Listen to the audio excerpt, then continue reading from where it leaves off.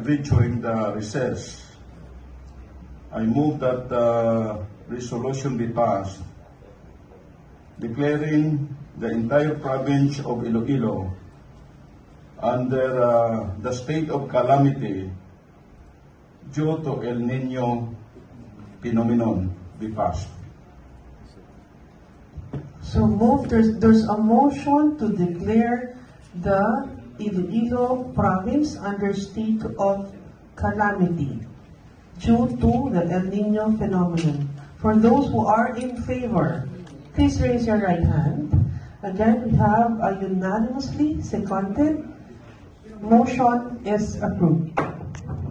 Ipinasa ilalim na sa state of calamity ang lalawigan ng Iloilo dahil sa epekto ng El Nino phenomenon. Ito'y kasunod sa isinagawang 92nd regular session ng Sangguniang Panlalawigan ng Iloilo kahapon Mayo 15. Sa naturang sesyon, inilatag ng Provincial Disaster Risk Reduction and Management Office Head Cornelio Salinas at Dr. Darrell Tabuada bilang kinatawan ng Iloilo Provincial Government at Provincial Disaster Risk Reduction and Management Council ang kanilang mga basihan sa kanilang mga rekomendasyon upang maideklara ang State of Calamity sa Provincial Board. Kasabay ng deklarasyon ng State of Calamity, naprobahan din ang Quick Response Fund na umabot sa 61 milyon at dagdag na 15 milyon na gagamitin sa lahat ng mga gagawing akbang upang matulungan ang lahat ng mga apektadong magsasaka at mga individual. Habang ipinasa naman sa Committee on Disaster Relief ang 210 milyon na gagamitin sa reprogramming ng probinsya. Base sa datos, 15 ng bayan ang nagdeklara ng state of calamity dahil sa kakulangan ng tubig at malaking epekto sa agrikultura, kagaya ng pagkakamatay ng mga pananim at alagang hayop.